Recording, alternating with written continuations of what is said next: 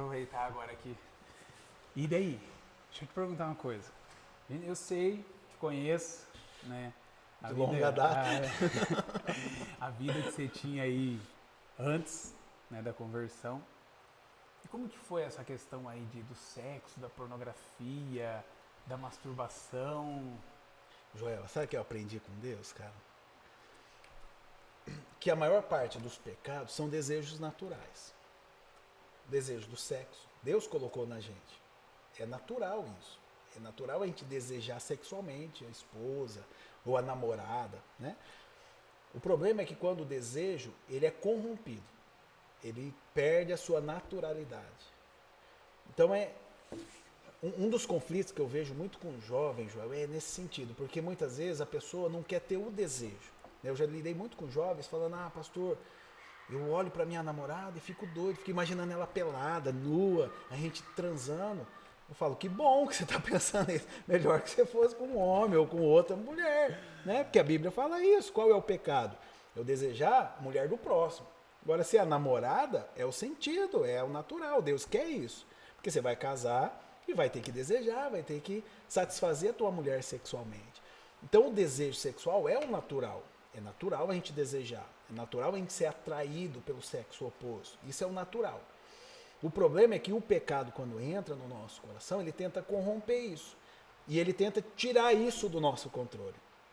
Por isso a Bíblia vai falar em Efésios que o Espírito Santo nos dá domínio próprio. É um dos frutos, uma das características do fruto do Espírito Santo é o domínio próprio. Então, muitas vezes, você não tem que não ter aquele desejo. Você tem que dominar esse desejo. Porque é o natural. É natural você desejar. Agora você tem que dominar. Joel, uma experiência que eu tive na minha vida é que quando eu era criança, eu tive 2 irmãos mais velhos do que eu e 2 irmãos bem safados, bem sem vergonha. Então eles sempre namoraram cedo, sempre tiveram revista, né, de pornográfica dentro de casa. E eu tive acesso à sexualidade muito, muito precoce. Né? Eu tive uma funcionária nossa de casa que aos meus 7, 8 anos, ela me masturbou quando era criança, né? Eu gostei, ela fez uma coisa que eu amei, queria que ela repetisse isso e não repetiu. Então, foi um acesso à sexualidade de forma muito precoce. Eu não tinha maturidade, eu não conhecia, eu não sabia o que era e eu não sabia lidar com isso. E isso interferiu em toda a minha vida, né? E eu vejo que é igual uma pessoa que se drogou. Mas em toda a tua vida até hoje? Até hoje. É uma coisa que eu luto, né? É uma coisa que eu tenho que estar em constante vigilância. E aí a minha esposa é parceira nisso.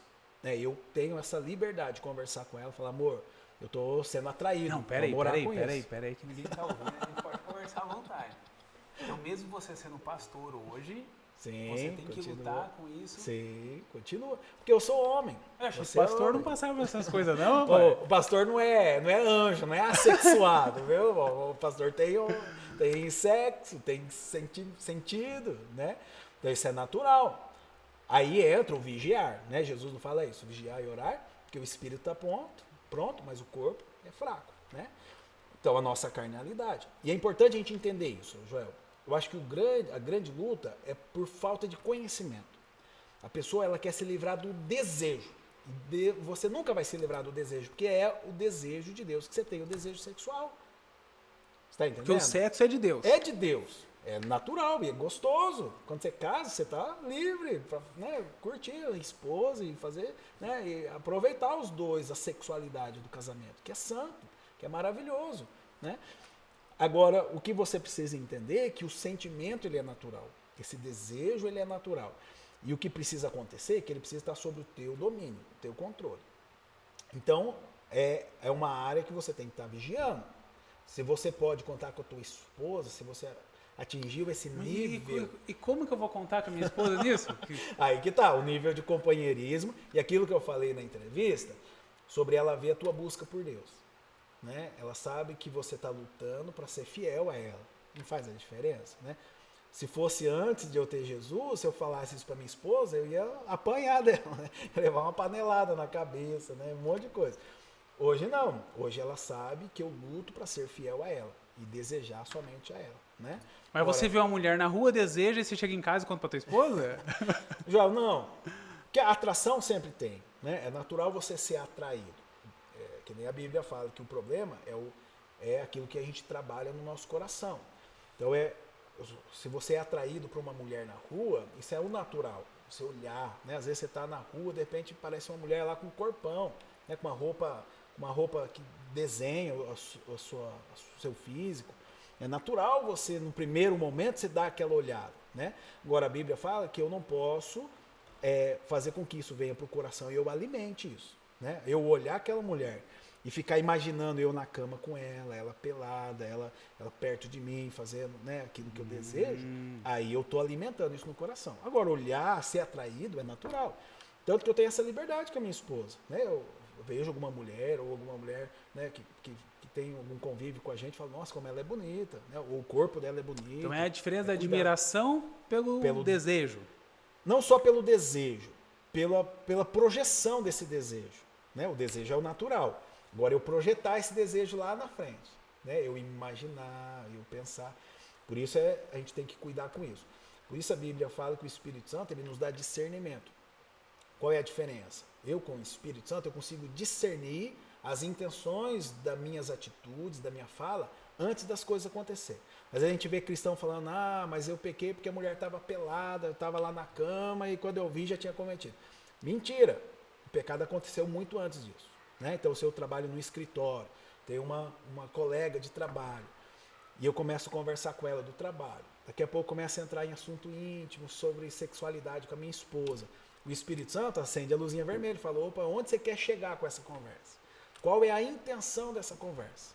Então, o Espírito Santo ele sempre dá muitos passos à frente do nosso pecado. O problema é que às vezes eu calo ele. Falo, Espírito Santo, fica quietinho aí que eu vou aproveitar esse momento aqui, curtir, depois a gente conversa, né? Eu calo o Espírito Santo. Então eu preciso ter essa sinergia com o Espírito Santo, essa sintonia, né? Opa, o Espírito Santo está me alertando de algo e eu reconheci a minha intenção, né? Não é a oração do salmista? Sonda o meu coração, vê se há em mim algum caminho mau. É maravilhosa isso. E é uma oração que a gente tem que fazer constantemente. Senhor, qual é a intenção de eu dar carona para essa mulher? Qual é a intenção de eu falar isso com essa moça? Né? Eu sou pastor hoje, tendo muitas mulheres no gabinete pastoral, né? Sempre com muito cuidado, né? E sempre vigiando as minhas intenções. Qual é a minha intenção de entrar na vida sexual do casal? É de fato ajudar biblicamente, ser o pastor que vai, né, fazer com que eles realmente tenham uma vida melhor nessa área? Ou é querer se intrometer, querer saber mais? Então eu entendo isso, Joel. E você já se pegou em algum momento que o seu passo está vindo um Sim. pouquinho mais Então, longe? aí entra a parceria da esposa, né? A esposa, ela é intercessora, né? Então, quando eu percebo que um sentimento vem num dia, né? Eu fui atraído num dia, mas isso começa a ser frequente, né? Eu trago minha esposa para o meu problema. Falo, amor, estou passando assim, assim, assim, vamos orar por isso. E é importante porque ela também começa a se atentar à nossa vida sexual. Está entendendo? Né? Porque o marido e a mulher é importante. O erotismo no relacionamento entre marido e mulher é bíblico. Olha Salomão, né? Salomão conhece a sua esposa dos pés à cabeça, né? Ele elogia os seios, elogia o umbigo dela, onde ele toma vinho, né? As pernas.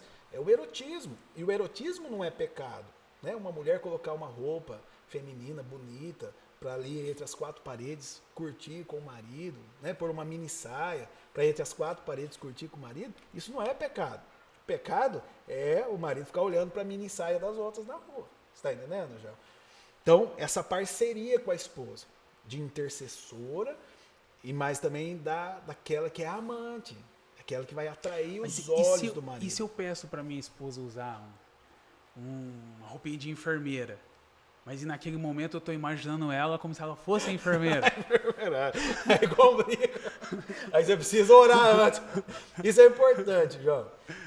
Quantos casais hoje oram pela vida sexual? Com a esposa. Amor, vamos orar. Para que a nossa vida sexual seja perfeita. Que a gente se satisfaça na cama, eu e você. Que você me atraia, que você satisfaça tudo aquilo que eu gosto, né? Não no sentido de fantasias, mas no sentido de dar o prazer, de satisfazer o prazer, né? A Bíblia ensina que não há nada proibido entre as quatro paredes, desde que haja um consenso entre o casal. Sim. Você está entendendo? Né? Eu preciso respeitar. É importante, Paulo fala isso, fala que o corpo da esposa é para o esposo e o corpo do esposo é para a esposa. Paulo está dizendo assim, ó, nas quatro paredes, o que vocês concordar, Deus não vai discordar. Né? Desde que não seja um triângulo amoroso, né? Essas coisas que a gente vê de hoje, né? Uma troca de casal, que aí Lembrando que a gente está falando de casal, né? Tá falando de casal. Né? Mas desde que o casal, o marido e a mulher, concorde ali entre as quatro paredes, é o momento deles, de intimidade. Né? Interessante, Joel, que eu vejo no casamento, que é o único lugar onde a gente pode ter uma experiência da trindade. A Bíblia fala que tudo o que acontece na terra, né, os rituais religiosos que Deus dá lá para o Antigo Testamento, tudo isso é uma sombra daquilo que é espiritual, daquilo que é celestial. Mas não há nada na igreja que nos dê a experiência da trindade, de se tornar um com o outro como Deus é, Deus Pai, Deus Filho e Deus Espírito Santo. Somente no casamento. Só o casamento pode dar essa experiência para a gente. Sabia disso? Só. Porque quando você vê o pilar da trindade, é o mesmo pilar do casamento. Né? Qual é o pilar da trindade? Fidelidade, cumplicidade, o nosso, né? Jesus, Deus Pai, Deus Filho e Deus Espírito Santo, é o nosso reino, a nossa igreja, o nosso povo, né? E a intimidade. E no casamento você tem isso. Você tem fidelidade, a cumplicidade, os nossos filhos, as nossas contas, os nossos problemas, né? Mesmo que alguns às vezes não vivem isso, mas é o certo. E você tem a intimidade. Aonde é a intimidade? No casamento, na relação sexual. E você acha, Maurício, que às vezes um homem ou uma mulher acaba buscando pornografia, né? Vídeos, masturbação, por ter essa falta de conhecimento em relação ao cônjuge? Sim, um pouco sim. Acho que uma grande parte é por falta disso, desse diálogo, dessa conversa, dessa transparência, né, de um completar o outro. Mas também é muito relativo, Joel, porque tem uma questão do passado também, né, que nem o meu caso. Eu tenho um passado, né, eu tive uma iniciação sexual muito cedo e isso trouxe consequências. É aí que eu falo, Joel, que eu vejo que quando isso acontece, é que nem um drogado, o cara que experimenta uma droga e vicia naquela droga. Ele vai para um lugar onde ele vai se recuperar e ele até é liberto daquilo. Só que ele tem que estar em constante vigilância, porque aquele desejo ainda está latente no seu coração. Está entendendo? Então é óbvio que ele não vai ficar num lugar onde o povo está usando droga. Está entendendo? Ele não vai frequentar alguns lugares porque ele sabe que lá vai ter gente usando droga. E para mim a sexualidade é a mesma coisa. Sabe? Às vezes você tem um passado, uma iniciação sexual muito precoce, ou um abuso e tantas outras coisas que acontecem, que isso interfere na sua vida de tal forma que você se torna como esse drogado. Né? Você tem dependência de pornografia, você tem dependência da masturbação e constantemente esse desejo vai estar no teu coração. Por isso que eu falo, às vezes o agir de Deus, ele não é linear. Né? Da forma que Deus agiu no teu coração, não é certo que ele vai agir dessa forma no meu coração. Não tem como colocar o Espírito Santo numa caixinha de fósforo e falar, não, Deus só age dessa forma. Ele age da sua multiforme Do tempo graça. da sua conversão até hoje, você teve alguma recaída na parte da masturbação? Da conversão? Sim, Teve. tive sim.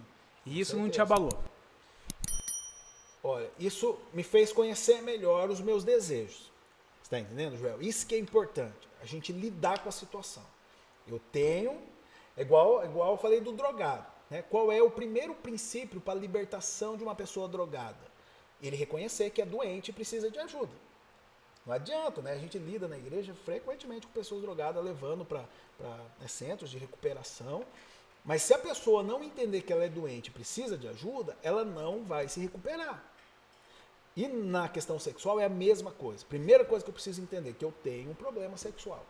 Ou é com a masturbação, ou é com a falta de desejo, ou é com desejo fora do normal. Você está entendendo? Eu preciso reconhecer qual é o meu problema. Porque eu reconhecendo, eu sei aonde buscar o remédio, aquilo que eu preciso ser para tratar aquilo. Né? Então tem pessoas que conseguem vencer apenas pela oração, pela Bíblia, buscando Deus. Tem pessoas que precisam estar caminhando com alguém, né, com um pastor, com um discipulador, para vencer aquilo, poder se abrir. Porque às vezes ele não consegue se abrir com a esposa, então ele vai conseguir se abrir com o marido, com outro homem que conhece também, que sabe como que é a situação, né? Então ele precisa de um discipulador para aquilo, né? Ou um pastor, alguém que ele tenha confiança. Eu vou te contar uma história aqui, mas não conto para ninguém, viu? Por favor. Um dos meios que eu achei para parar com a masturbação, quando me dava o desejo, a vontade, eu li um versículo. Só um versículo? Para mim tinha que ser a metade da Bíblia já. Mas foi anos lendo o versículo e pecando. Foi anos e anos. Mas por até que você conseguiu? Porque libertar. você conseguiu diagnosticar o problema, né? Agora, quando a gente fala da sexualidade, às vezes a pessoa tem a mesma reação, né? Eu tenho problema com masturbação. Eu também tenho. Mas às vezes o motivo que te leva à masturbação e o motivo que me leva à masturbação é diferente. Você está entendendo? Às vezes o teu motivo é diferente do meu.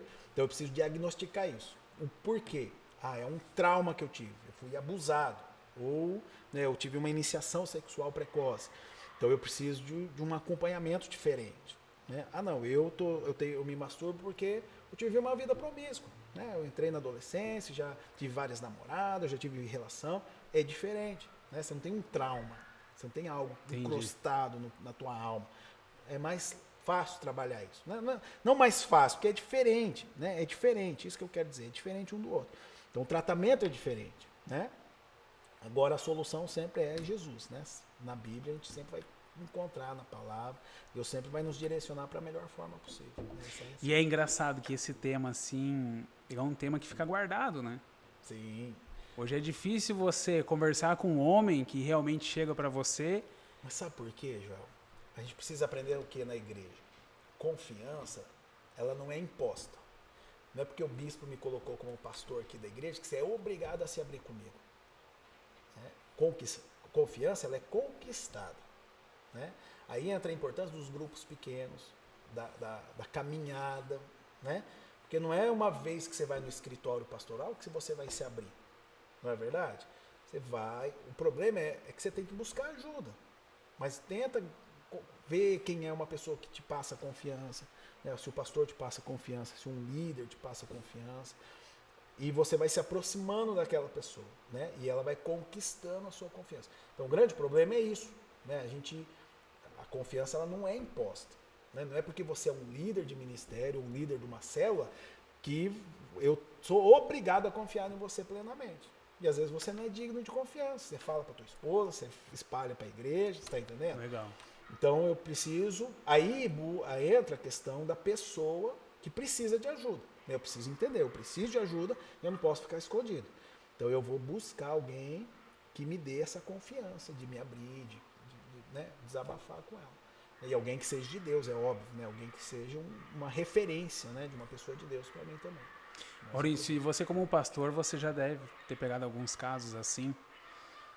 A maioria dos casais, depois que consegue corrigir, né, esse ponto, a gente vê um crescimento muito rápido assim. Sim. Né? Joel, uma vez teve uma pesquisa numa revista americana evangélica e eles pesquisaram os relacionamentos sexuais entre os cristãos dos Estados Unidos. E eles chegaram à conclusão que a maioria das pessoas que tinham uma vida saudável e espiritual eram os casais que tinham uma vida sexual saudável.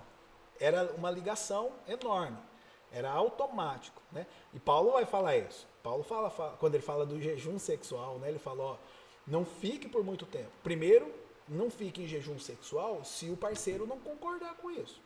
E segundo, se ele concordar, não fique por muito tempo, para que o diabo não tente o coração de vocês, né? Então Paulo, interessante, porque Paulo nem casado era e ele trabalha muito sério com isso, né? Ele fala, o corpo da mulher não pertence à mulher, mas ao homem.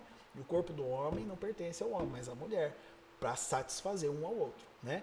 E é importante essa ligação da vida sexual do casal com a espiritualidade. E é de fato isso, Joel.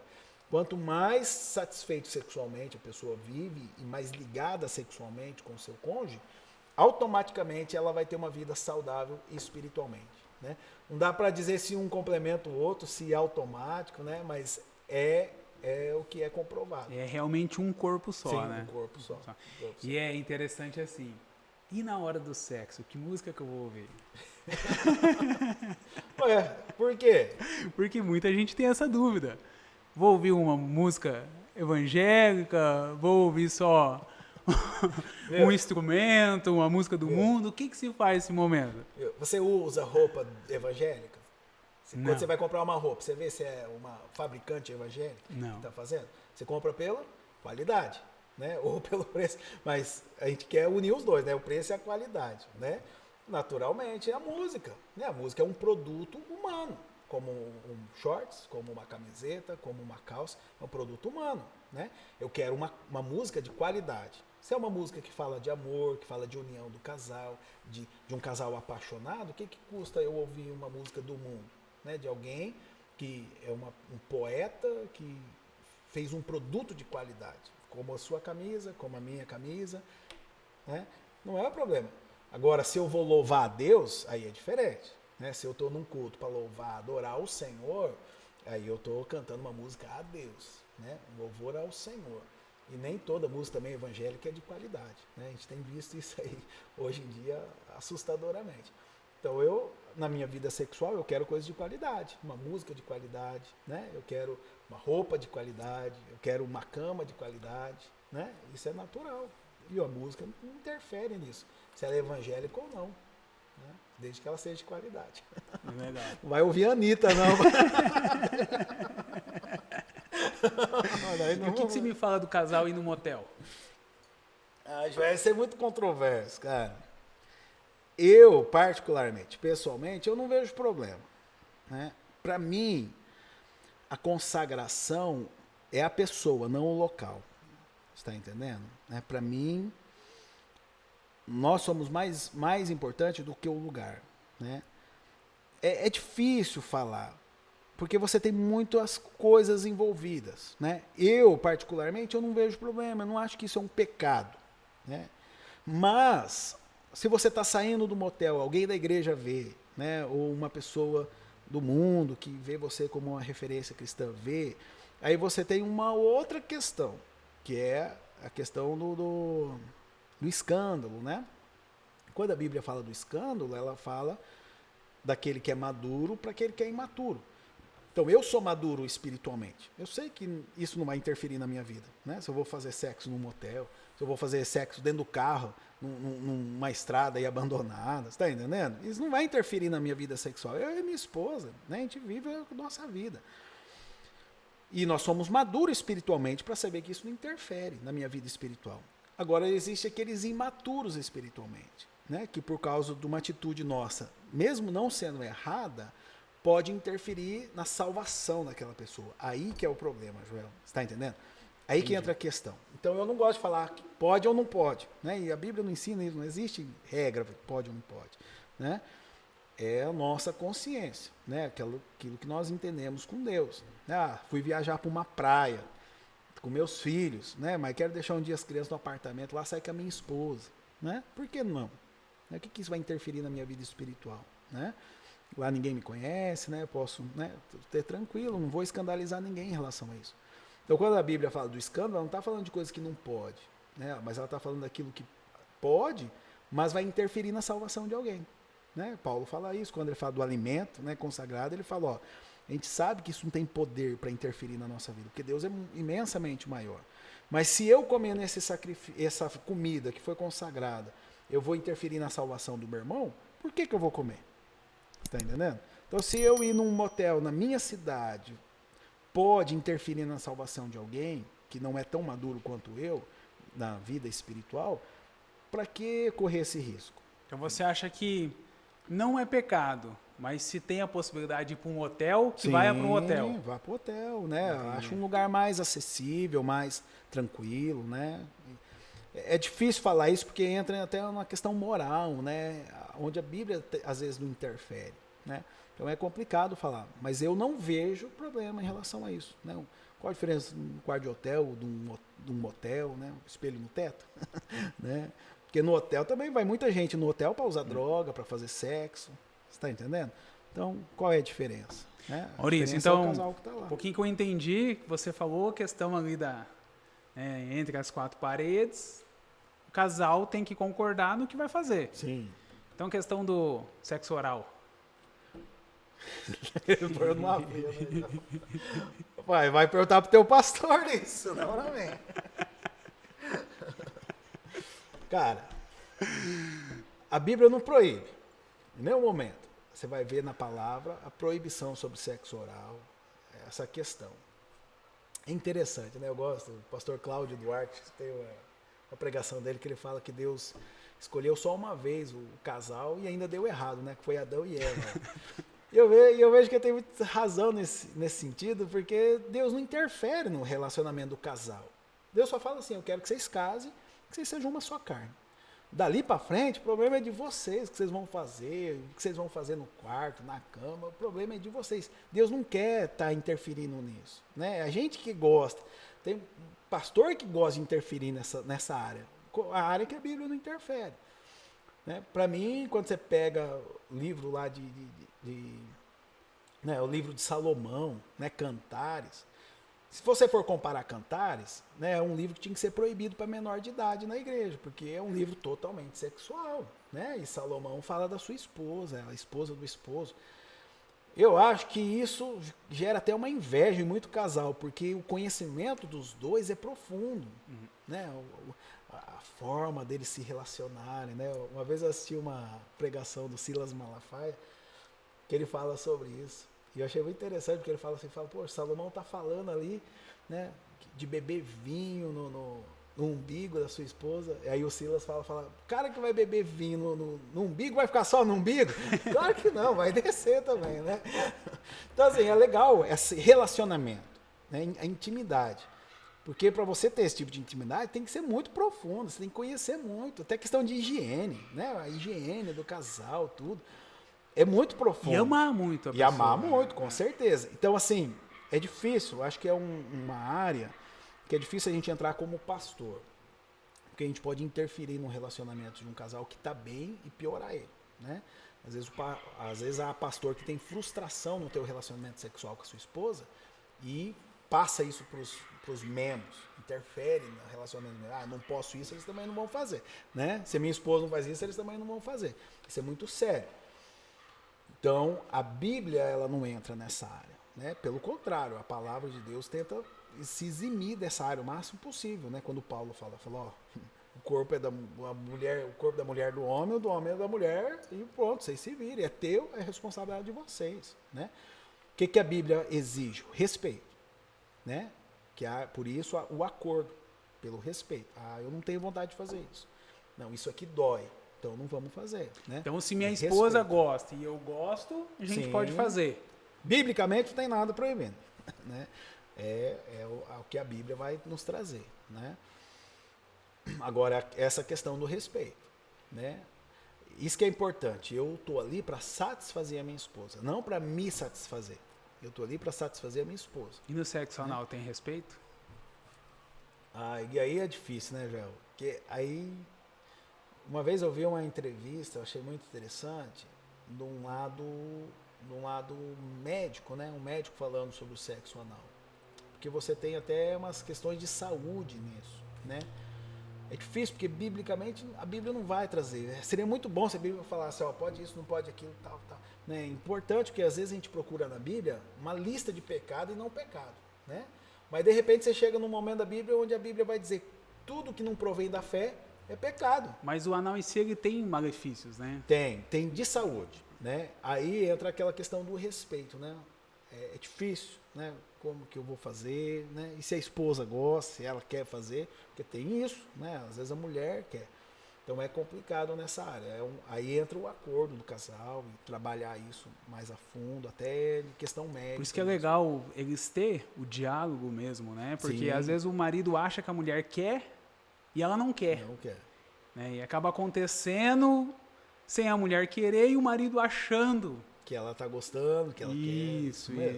Aí a transparência, né? Essa ligação e essa transparência. Não gosto de fazer isso, não quero fazer isso, né?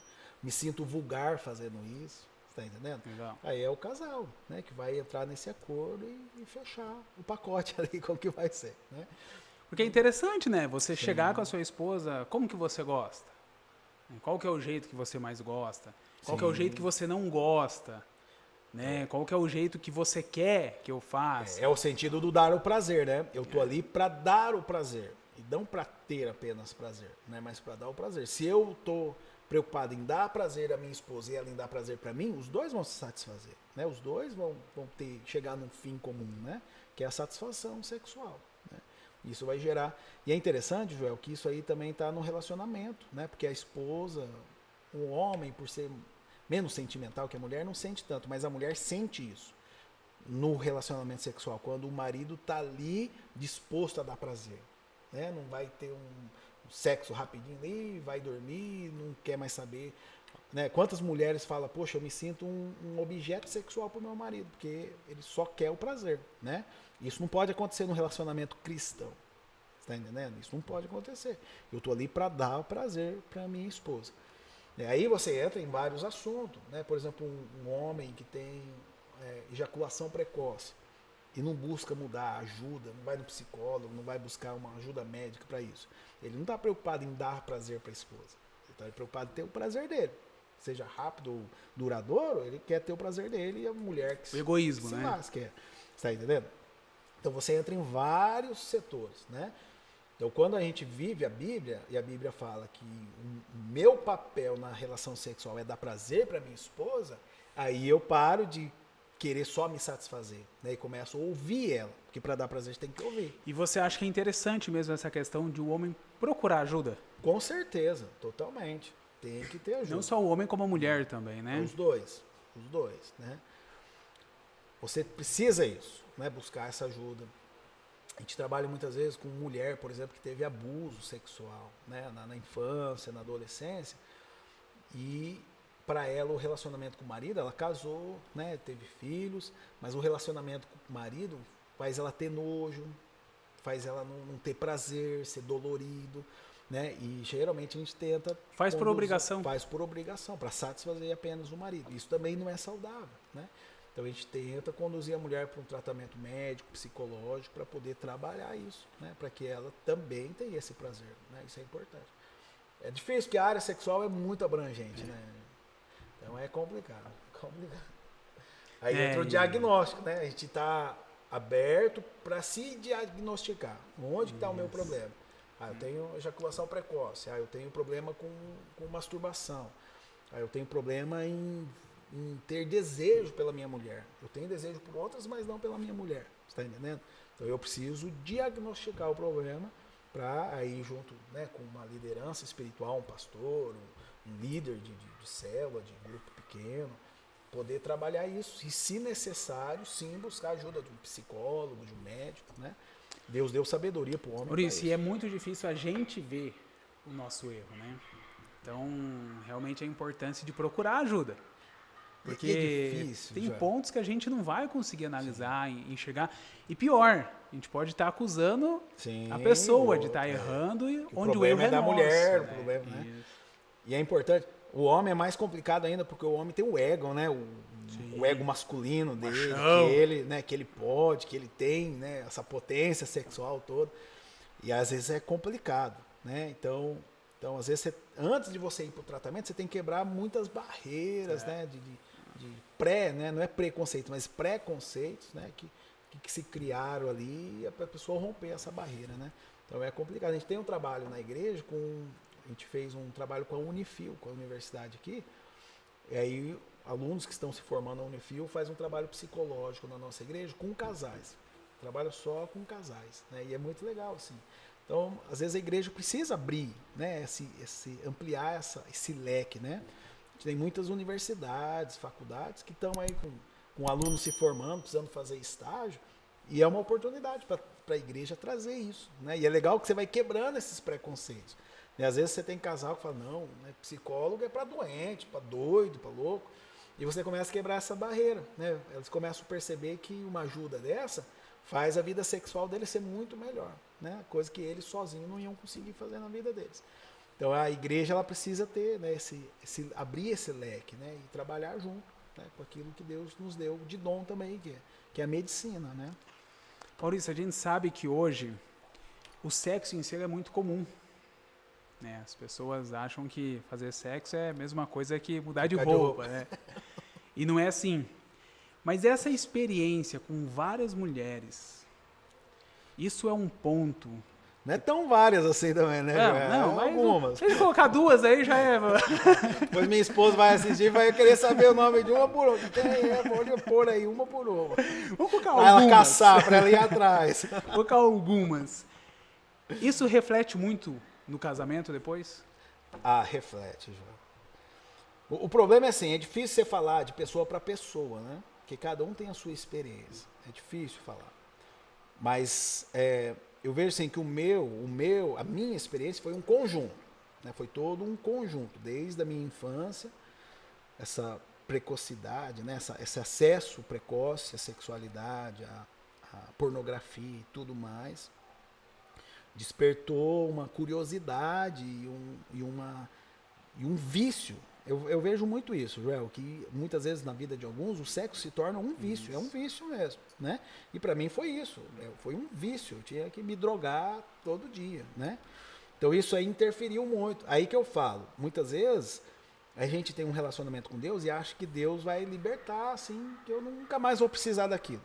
E acontece, é interessante a experiência na igreja, porque você tem, por exemplo, pessoas que fumavam maconha, usavam droga, e você tem uma pessoa que é liberta por Deus, que ela pega nojo, ela não consegue pôr mais aquilo na boca.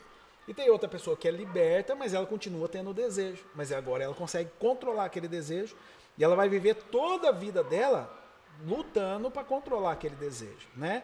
Quando a gente olha para a Bíblia, você vai ver Paulo lá com o espinho dele, né? A Bíblia não traz claramente o que seria o espinho na carne de Paulo, mas era uma afronta para Paulo e um problema que ele lida a vida inteira. E ele busca libertação em Deus, Deus fala, não, vai ficar com isso aí para você entender quem você é, que você é carne e osso, que você é ser humano, que você tem suas falhas, você vai ter que conviver com isso e controlar isso na sua vida. E na nossa vida não é diferente. Tem coisas na nossa vida que Deus vai libertar, fala, não, isso aqui você não vai ter mais problema. E tem coisas que Deus vai falar, não, você vai lidar com isso a vida toda para que você aprenda que você é carne e osso, que você não pode deslizar, né? Jesus não fala isso, falou, você que pensa estar em pé, cuida para não cair, né? Porque às vezes a gente pensa que está em pé, mas a gente já caiu faz tempo, né? Porque a gente deixou que um desejo, um sentimento já nos controlasse, né? Então, às vezes tem sentimentos, desejos no nosso coração que são corrompidos e aquilo se torna um vício na nossa vida, né? Às vezes a pessoa tem vício por jogo, né? E ela vem para Jesus e ela controla aquilo, mas ainda ela tem aquele vício, ainda ela tem aquele desejo latente na vida dela. Tem outros que são libertos e nunca mais tem aquele desejo. Você está entendendo, Joel? Então é diferente, o tratar de Deus é diferente, o porquê de Deus é diferente, né? O porquê que Deus libertou aquela pessoa e não deseja mais é diferente, o porquê que Deus me libertou, mas não libertou no sentido de não desejar mais. Ele me deu o controle daquilo, né? E mesmo assim eu vou ter que lidar com aquilo a vida inteira, né? É interessante que é o caso da conversão, né? O problema, quando a gente fala de conversão na igreja, a gente acha que é um ato único, né? Não é assim? Você perguntar, quando você se converteu? A pessoa pensa num momento. Quando o pastor falou lá na igreja, quem quer se converter, quem quer aceitar Jesus? E você tem um momento único na tua vida. Quando a gente vai para a conversão bíblica, na palavra, a gente vai ver que a Bíblia sempre traz como um ato contínuo. Todos os dias da minha vida, eu tenho áreas da minha vida que precisam se converter a Jesus. Hoje é a sexualidade. Amanhã pode ser a minha vida financeira. Eu consegui controlar essa área, mas outra escapou aqui. Você está entendendo? Aí amanhã eu preciso converter essa área à vontade de Cristo. Aí quando eu consigo trazer essa área, a outra já escapou ali também. Aí eu preciso. Então na Bíblia, a conversão ela é um ato contínuo. Todos os dias eu tenho áreas da minha vida que precisam se converter a Jesus Cristo, né? E aí eu estou sempre atento, sempre estou esperto, né? Quando eu cato uma aqui, a outra escapou para lá. Busca aquela, essa aqui já está saindo de novo, né? Então é uma luta constante, né? A luta que Paulo fala, né? A luta da carne contra o espírito, ela é constante, né? E eu estou sempre buscando essas áreas e trazendo aos pés de Cristo, falando, não pode fugir daqui, né? E é constante, não para nunca. Graças a Deus, porque é assim que a gente cresce. Bom, que bom. É assim que a gente cresce. Mas é legal, assim, que a gente realmente começa a entender que é uma luta espiritual diária, né? Sim. É diária. Não é simplesmente eu me converti, eu estou limpo, purificado e eu não erro e não peco mais. O maior inimigo é a gente mesmo. É interessante, ó, lá em Gênesis, isso é importante, viu? Lá em Gênesis, Deus cria toda a natureza. E a Bíblia vai dizer que Deus submete toda a natureza sobre o domínio e o governo do homem e da mulher. Lembra disso? Lá em Gênesis, né? Deus cria. E é interessante que quando Deus submete ao governo do homem e da mulher, Deus fala, ó, tudo está sob o governo de vocês. Vocês vão subjugar, vocês vão dominar tudo. Os animais que voam, os animais que nadam, os animais que rastejam, que as cobras também. Quando o diabo vem tentar a mulher... Você não vai falar da sogra de novo, Não é a sogra, essa cobra. Aí seria a onça. Não, Ah, tá. E é interessante, ó, porque quando o diabo vem tentar a mulher, ele não podia vir como um dragão, um cavalo de fogo, com todo o exército do inferno, falando, viemos aqui subjugar vocês, nós vamos dominar vocês, vamos tomar tudo que Deus deu para vocês. Por que o diabo não faz isso? Porque se ele vem mais forte do que o ser humano, ele abre brecha para Deus intervir. Deus fala, não, você não vai tocar nele desse jeito, eu sou mais poderoso que você. Porque Deus não tem adversário. A Bíblia não fala quem é o adversário de Deus. Porque não existe nenhum ser nesse mundo e no universo que se compare a Deus, que assuma essa posição, né? Jesus, quando fala do diabo, ele fala o diabo, o vosso adversário, porque o diabo é o meu adversário. De Deus, não, ele não se compara. Deus é infinitamente maior e mais poderoso do que o diabo. Então, quando o diabo ele vem mais forte do que eu, ele abre brecha para Deus intervir. O que o diabo faz? Ele vem na forma daquilo que eu tenho domínio. E ele me engana e tira o meu domínio. Ele toma a minha autoridade. Mas ele toma de forma legal. Você está entendendo? Como na justiça. Ele me tira essa autoridade de forma legal. Lembra quando o diabo vai tentar Jesus? No momento, ele leva Jesus num monte e mostra para Jesus todos os reinos, lembra? Uhum. E ele fala, ó, tudo isso me foi dado. E eu posso dar a quem eu quiser. Quem que deu para o diabo tudo o reino? O ser humano. Não, o ser humano. Lembra que estava sob o nosso domínio. Nós estávamos subjugando a terra. O diabo vem naquilo que nós tínhamos autoridade, que é a cobra, que estava sobre o nosso domínio, a cobra. Nós podíamos falar, sai daqui, vai embora, vou pisar na tua cabeça. Ele vem, nos engana, toma o nosso poder e o nosso governo, e agora ele governa sobre nós. Na nossa vida é sempre assim, Joel. Então você fala que com o nosso pecado, Deus deu autoridade para a gente dar ao diabo? Isso. Deus nos chamou para ter autoridade sobre toda a nossa vida. Deus quer que eu, junto com Cristo, né? Deus fala isso na palavra, que nós nos assentaremos com Cristo. Olha só que poder maravilhoso. Não é só Jesus que vai sentar no trono, nós vamos nos assentar com Deus no trono. Olha só que grandioso. E na nossa vida não é diferente. Jesus vai governar a nossa vida em sintonia com a gente. Nós vamos governar a nossa vida junto com Cristo, debaixo dos padrões e dos princípios de Cristo, né? Mas qual é o desejo de Deus? Que nós tenhamos o governo sobre a nossa vida. Deus quer que eu tenha governo sobre a minha vida, sobre minhas emoções. Deus quer que eu tenha o governo sobre a minha vida sexual. Deus quer que eu tenha o governo sobre a minha vida financeira. Deus quer que eu tenha o governo sobre os meus filhos, sobre meus relacionamentos. Esse é o desejo de Deus, que eu governe, que eu tenha o controle de tudo isso, né? O que o diabo faz? Ele vem dessa forma, da forma daquilo que eu tenho governo, para me tirar a autoridade, né? Então o diabo vem com uma proposta financeira ilegal, onde eu vou perder o governo da minha vida financeira e eu vou me desesperar, porque eu não mais governo. Agora o diabo está governando a minha vida financeira. O diabo vai vir numa área na minha vida sexual, uma forma que vai me atrair, vai me enganar, para que eu perca o governo sobre a minha vida sexual. E Jesus vem fazer o contrário, né? A Bíblia fala que Jesus vem para desfazer a obra do diabo. Jesus vem para restabelecer o governo. Não só o governo de Deus, mas o meu governo também, junto com Deus, né? Eu, junto com Deus, auxiliado pelo Espírito Santo, agora eu vou começar a governar, né? Não tem pessoas que perderam o governo das suas emoções. Qualquer coisa ela entra em crise emocional, chora, sem saber o porquê. Por quê? Porque perdeu o governo das suas emoções. Então Jesus, quando ele vem desfazer a obra do diabo, Ele vem restabelecer o governo, né? E ele quer que eu governe sobre a minha vida sexual junto com Cristo, né? Junto com Cristo eu vou governar a minha vida financeira, vou governar a minha vida familiar, vou governar meus filhos, está entendendo? Então o diabo muitas vezes ele vem nessa área. Se ele vem mais forte do que a gente, Deus pode intervir. Entendi. Por isso que ele não vem. Por isso que ele não aparece como dragão, monstro, né? Que a gente fica esperando o diabo dessa forma. Se ele vem dessa forma, Deus intervém e fala, não, eu sou mais forte do que você. Se você quer ser mais forte do que ele, eu sou mais forte do que você. Você não vai fazer isso. Então como que ele faz? Ele vem da forma que naquilo que a gente tem um governo, né? Na questão financeira, sexual, relacionamentos, emoções, e tenta roubar o nosso governo. Por isso que ele fala para Jesus, fala, ó, tudo isso me foi dado. Porque lá na criação, Adão e Eva entregou de bandeja na mão do diabo. Aquilo que estava para que eles estavam governando, que Deus deu para eles governar, subjugar. É importante essa palavra, que é domínio. Né? Domínio.